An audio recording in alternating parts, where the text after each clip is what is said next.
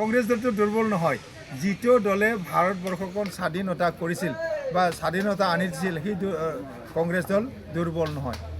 এটা কথা আমি এইটো অৱশ্যে স্বীকাৰ কৰিব লাগিব তৰুণ গগৈ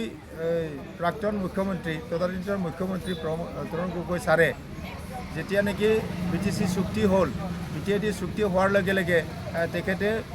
BPFক সেই সময় স্বতন্ত্ৰভাৱে শাসনভাৰ গতাই দিছিল 17 বছৰ তেওঁলোকক চলাবলৈ দিছিল পৰৱৰ্তী সময়ত BPF সত্তাৰ পৰা তেওঁলোকক আঁতৰি গ'ল আৰু UPPL দল আহিল 5 বছৰ তেওঁলোকে ৰাজত্ব কৰিলে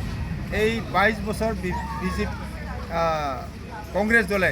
আমাৰ BTC অঞ্চলত তেওঁলোকে কোনো ধৰণৰ কাৰ্যসূচী লোৱা নাছিল বা এইটো দখল কৰাৰ কাৰণে চিন্তা কৰা নাছিল 22 বছৰ থকাৰ কাৰণে হয়তো BTC অঞ্চলত আমাৰ কংগ্ৰেছৰ যি স্থিতি যিখিনি মজবুত হ'ব লাগিছিল কিছু মজবুত দেখিবলৈ পোৱা নাই যোৱা 2025ৰ যি BTC নিৰ্বাচন সেই নিৰ্বাচনৰ পৰাই প্ৰথম পদক্ষেপ লৈছে আৰু তেতিয়াৰ পৰাই আমি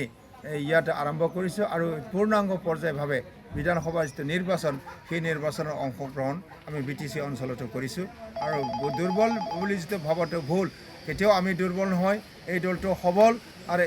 এই দলৰ নেতৃত্বতে কংগ্ৰেছ দলে এইবাৰ চৰকাৰ গঠন কৰিব BJP চৰকাৰ আমি বহু দূৰলৈ পঠাই দিম ব্ৰহ্মপুত্ৰত আমি তেওঁলোকক উটুৱাই দিম